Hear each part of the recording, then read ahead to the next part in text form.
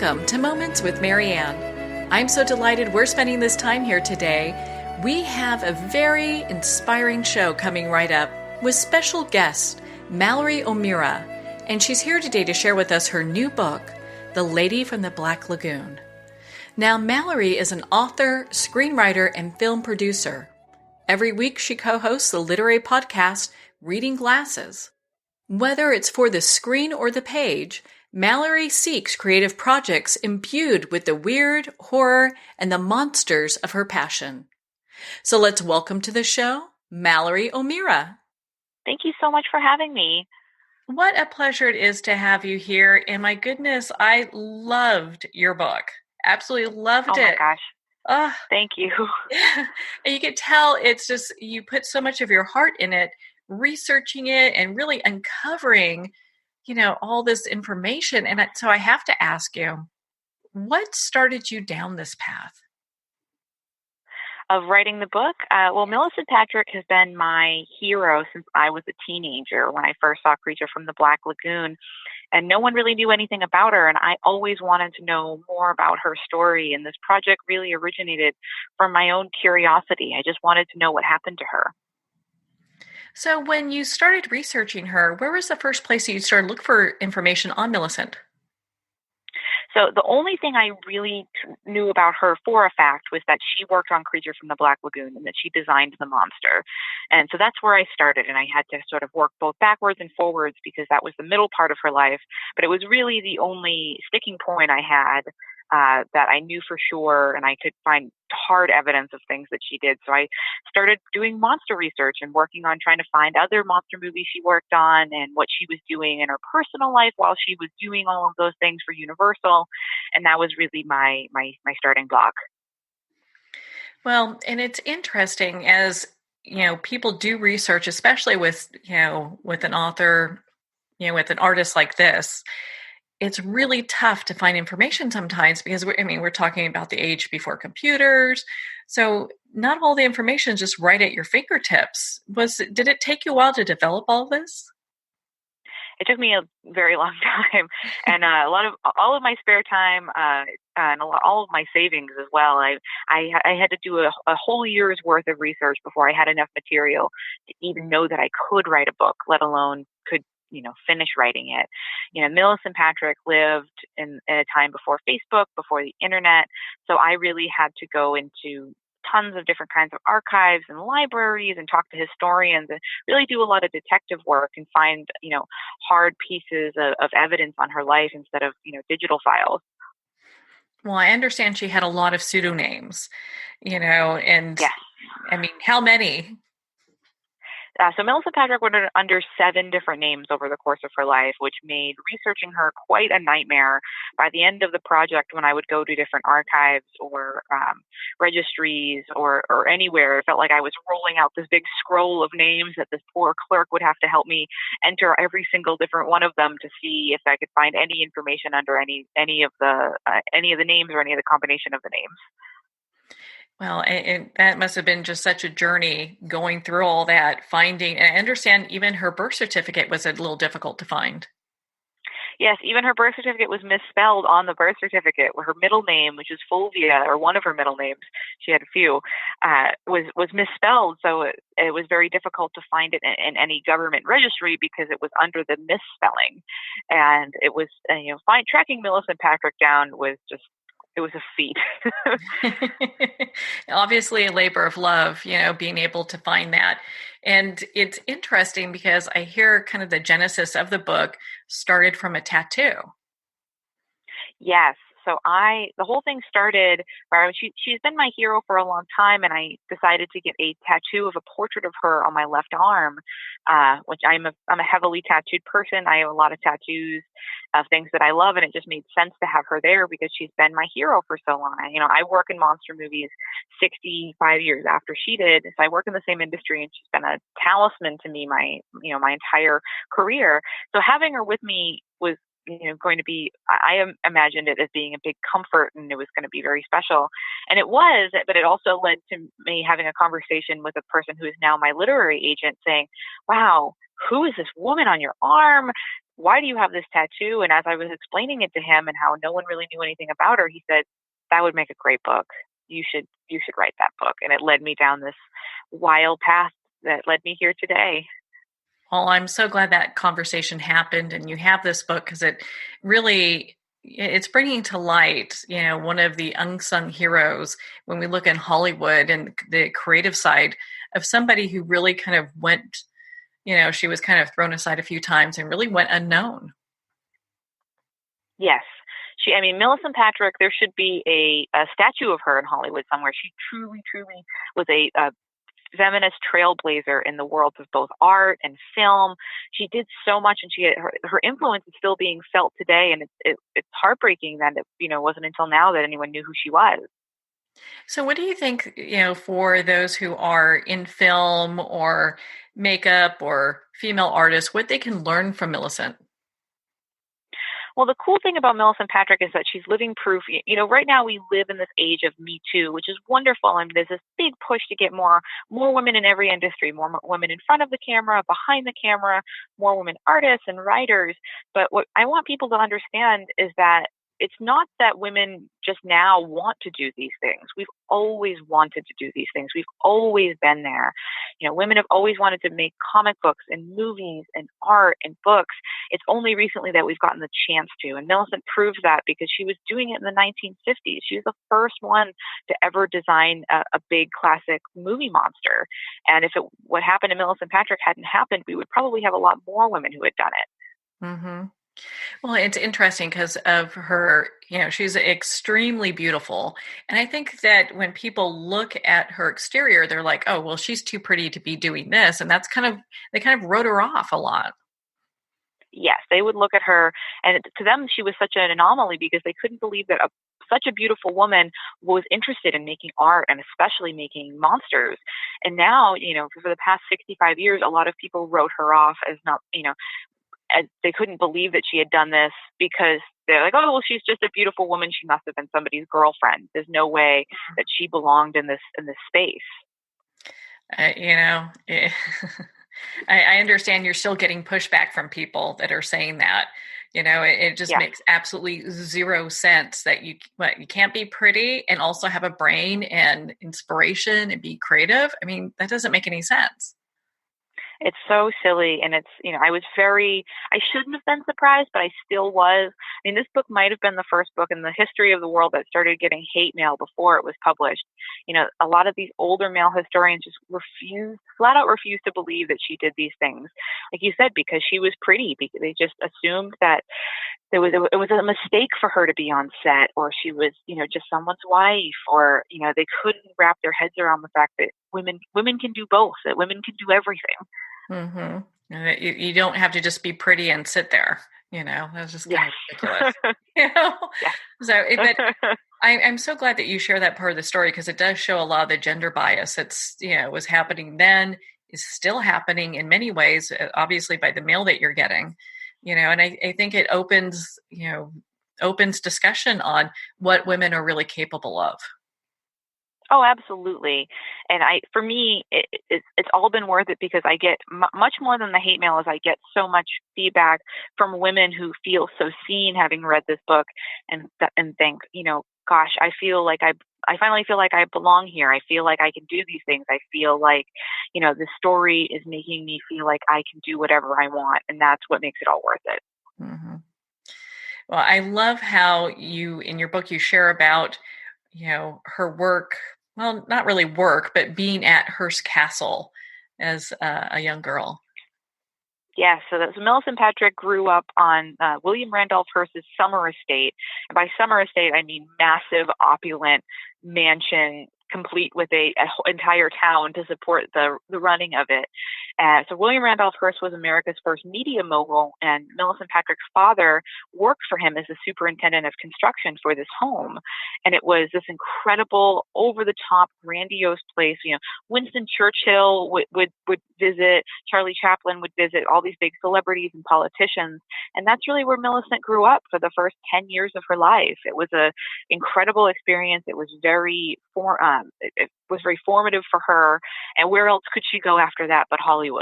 Mm-hmm. Yeah, without a doubt. I mean, Hearst Castle is just such a beautiful place. I mean, I think if I remember correctly, even the pool is like gold, So you you look at that and you're like, wow, okay, it's Hollywood next. Yes, absolutely. Because a big thing for Millicent when she was growing up there is that what listeners have to remember is that she grew up there, but her father worked there. It, she got to hang out there, but it wasn't for her. There were constant reminders that they were the staff. So for Millicent, that was something that she always aspired to, is having her own place like that. And it was very formative because that's what she always strove for. And again, where else could she find an atmosphere where you could meet celebrities and go to crazy parties and go to these beautiful homes and Hollywood, California? There's literally no other place in the country that compares to it. Well, and it's interesting because you also talk about Julia Morgan and just the sexism of that time. Just how there was like so much of it. And I think because women today are so used to having certain liberties and we're at such a place that it's hard to even imagine what it was like back then. Yeah, so Julia Morgan was the architect for Hearst Castle. She was Millicent's father's boss. And she was this incredible architect. She was very, very influential. She designed almost 800 different buildings over the course of her life in California. But Millicent Patrick's father really did not like having to answer to her, and he made it very, very difficult for her. And eventually, that's why she couldn't take it anymore, and that's why he was fired. And that experience was very influential on Millicent because it set the bar. Like, that's how men deal with women. When you grow up in a certain era where you're expected to be quiet and men are right. I mean, it wasn't even until the 1970s when women were allowed, to get credit cards without their husbands. So you look at these things and just how far things have changed from then to here. And it does set the stage a lot for her work environment and what's kind of expected of her, because they kind of paraded her around as the pretty person, and she went on tour for Westmore. Yes. So Millicent Patrick's boss at the Universal Monster Shop in the 50s was a man named Bud Westmore. And the reason why nobody knows who Millicent Patrick is because when she was on this press tour to promote Creature from the Black Lagoon, and not even to promote her work, she was told that she got to go and promote the movie, but she had to lie and tell people that she didn't design it. She had to give the credit to Bud. But he was still so jealous of her, and ended up firing her, and she never worked behind the scenes in Hollywood ever again. And so many people ask me, well, why didn't she do anything? Why didn't she fight back? But back then, that's what could she have done? There was no Twitter, there was no internet where she could have, called for some backlash or called him out. But also, that's just how things were done. You didn't talk back to a man. You didn't, especially if he was your boss. That's just how things were. Yeah. And really, she was blacklisted then. So I mean, you look at it, and if you're not working for the Westmores, you're not working for anybody. Yes, so the Westmores were a huge makeup dynasty in the 30s and 40s and 50s, and because Bud Westmore's father was a man named George Westmore, and he quite literally invented the idea of a makeup department in the 1920s. He was like the Steve Jobs of beauty makeup in Hollywood.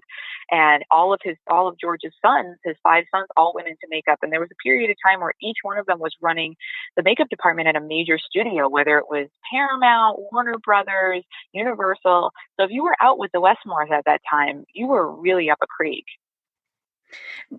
So when we look at this, what do you feel like this part of history tells women today in regards to like having women in film and just being involved in that? It's amazing to me because it just shows, like I said before, that we can do anything, and that women have always wanted to do these things, and we belong there. It's so crazy to me that Millicent was working in the 50s. No one followed in her footsteps for another 30 years. So we're still catching up. We back in the 50s there weren't a lot of female directors, but we just went through another Oscar season where not a single female director was nominated in the best director category. It's crazy. So we feel like we've progressed a lot, but when you look at the numbers, we haven't gotten that far. Yeah, there's still a long way for us to go. Very long way. Well, it's good that we have people like you and the lady from the Black Lagoon, your book out there, because it is starting that discussion where people are like, you know what, sexism is still alive and well today. We need to kind of look at what's kind of keeping women back. Yes, and it's important to, I think, to tell these stories to see for men to see what it's like, and for people to see that it's so ubiquitous, it's in every industry, and the effects that it has. It seems like, a small area of the world is like monster movies, but it's a place that has a lot of effect on our culture, has a lot of effect on art, it has a lot of effect on people, and it's the cumulative effect of the sexism in all these different parts of the world, creates the world that we live in today. Yeah, it's interesting. I've been told that it's $1 billion business, that monster movie, horror movie kind of thing. And you look at it and you can see that it really does have impact. Because, I remember watching, The Creature from the Black Lagoon and being scared and excited and checking it out. And it's interesting to think someone that is so talented, she was able to create these things and bring them to life. Oh, yeah, she was incredible. She was. We wouldn't have so many things without her work. Creature from the Black Lagoon, even though it's never been remade or rebooted, is such an influential piece of art. We wouldn't have Shape of Water without it. It's such an iconic design. It's so easily recognizable. Again, even though it's the only classic Universal monster franchise that never get a remake or a sequel or a modern day sequel or a reboot in any way. And horror movies influence so many of our own cultural narratives about villains and about monsters, and how we deal with monsters, and how we look at women who are victimized by monsters. So it seems like, a cheesy, fun, silly part of the cinema world, but it really is important to our cultural narrative. Yeah, it really starts the discussion and continues the discussion on, just the strength that women have, because a lot of times you see it's the girl that gets taken away or what have you, but there's so much more that goes on to these type of stories. Absolutely. And I truly feel that if we had more women behind the camera, more women like Millicent designing the monsters or directing it or editing it and writing about women fighting monsters instead of being carried away by them, Mm. we would be able to getting to tell these stories and getting to watch these stories is extremely powerful. And it changes people's perception of both themselves and the way that they deal with the situations that they find themselves in the world.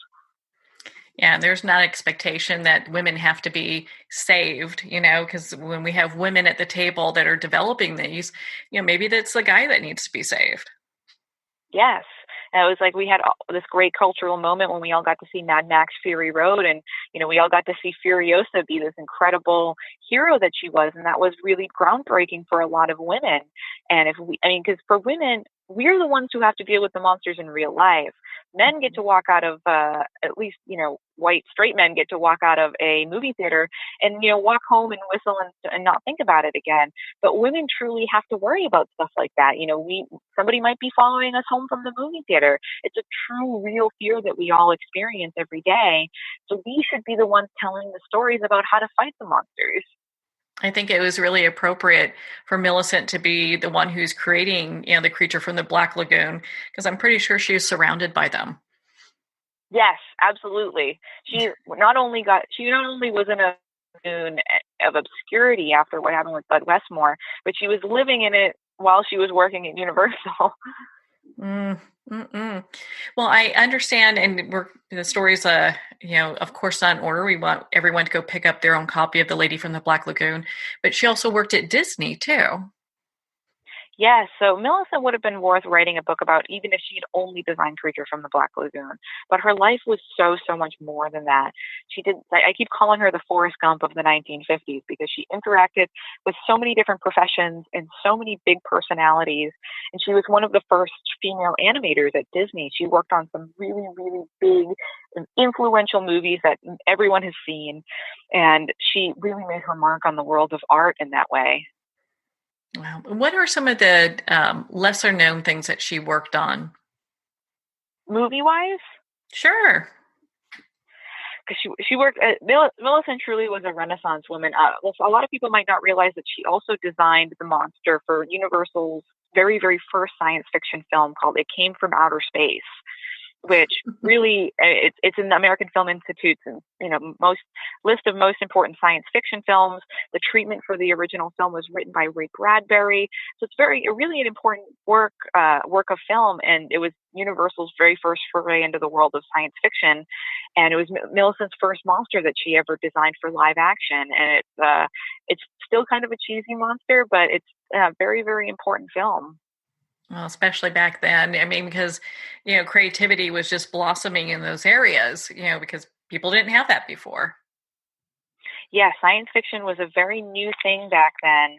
We were going from horror that was afraid of the old world and ghosts and more supernatural things to us being afraid of nuclear war and the Cold War and aliens and the sky. So it was a very, very interesting changeover in the world of monsters, and Millicent helped lead that charge. I just know, going through and doing the research on Millicent, there was probably so much that surprised you at every turn. Was there something that really stood out for you? Oh gosh, so much. I was just so stunned by so much of it. She had very, very tumultuous relationships, which was very surprising. Because the thing about Millicent Patrick is it's not just her career that was interesting. Her as a person was very interesting. So she had, in her romantic life, she had a lot of big relationships that were, and some of them ended in tragedy, that were just so bombastic and over the top. I couldn't make it. As I was researching, I was just like, I couldn't make this stuff up if I tried. Mm-hmm. She had a very tumultuous relationship with her family. She was friends with a lot of big personalities and celebrities. So her incredible over the top career was matched only by her incredible over the top personal life. Well, that would probably be appropriate, considering, she brought so much and such creativity and just so much to the table, that when you look at her background, I mean, I wouldn't be surprised that she had an over-the-top life. Yes, everything about Millicent Patrick was larger than life. Her personality, her work, her relationships, even the way that she spoke, she would speak in sort of this affected Hollywood-esque, darling accent. She loved everything over the top. Millicent loved it. Well, and I understand that you even got to hear an audio of her speaking. Yes. One of the great research finds was at Castle. They had a recording from the 80s of Millicent Patrick talking to them, the historians there, about her childhood. So it was the very first time I got, because she was also an actress, so I heard her voice before on, in some of the films and TV shows that she had been in. But it's a very different experience when you get to hear someone in conversation in sort of private, personal setting, and getting to hear her tell the story of her childhood in her own words was absolutely incredible. That must have been just absolutely, for you as the author, just kind of coming full circle with this story, because there's so much there that through discovery and then being able to actually hear her must have been just amazing. Yes, it really, truly was. I mean, tracking Millicent Patrick down was very difficult. It was sort of like, I was reverse engineering a life. So when I got to have big research breakthroughs like that, where I got to see her truly as a person, and even just from a practical standpoint, getting to hear things about her in her own words instead of secondhand or third hand, was indispensable for me. Mm-hmm. What do you want readers to take away from your book? Besides the fact that I want readers to know that women belong in every industry, and we're needed there, I want them to know that women can do anything. These stories, there's so many of them. You scratch the surface of any industry, and there's so many women everywhere that are doing big, great things that have been so influential and have touched the world that we see every day, and the culture that we live in, and the society that we live in. And we've been operating for so many years under this, the default setting is the guy's perspective, and we look at everything from a guy's world, but there's that erases so many great stories, so many women, so many tales that are like very, very important and fascinating, and will really change the way you look at things. And I want, people to put Millicent in that category. I want them to realize, how important she was and that she belongs in this incredible pantheon of artist women. Do you feel it's also a wake-up call for Hollywood that they need to really take a look at just, some of the gender bias that still is going on today? Yes, I think right now it's easy to think, oh, well, Me Too happened, so everything's different and everything's changed. But it's not that simple. It really isn't. Things that we haven't seen as much change as we really need to. And, I want people to wake up and see that not only is this stuff happening, but not to despair, that there are ways to combat it. And one of the best ways is to just be aware of it and to look at situations, especially if you're a guy, and think, well, what would the situation be like if I was a woman? And there's little changes that we can all make that'll make such a huge difference to the world that we live in. Yeah, such a big impact. Well, where can our listeners connect with you, Mallory, and learn more, not just about your book, but the work you do? mallory-o'meara.com, that's OMEARA, is a great place to start. It's my website. You can find information about the podcast that I do every week called Reading Glasses there. And my other writing, my film work, I spend way too much time on social media, so you can find me at Mallory-O'Meara on both Instagram and Twitter, and that's a great place to start with me. Well, Mallory, my goodness, thank you so much for taking the time to be on the show with us today and to share your book with us. Thank you so much for having me. I had a great time talking with you. Thank you so much, Mallory. It's been such an honor to spend this time with you and, of course, to talk about your new book, The Lady from the Black Lagoon. The Lady from the Black Lagoon is available at Amazon, Barnes & Noble, and all indie bookstores. If you'd like to connect with Mallory, you can at her website, mallory-o'meara.com. Well, we're at the end of our time today. I would like to thank everyone for tuning in. You're listening to Moments with Marianne. And remember, make every moment count.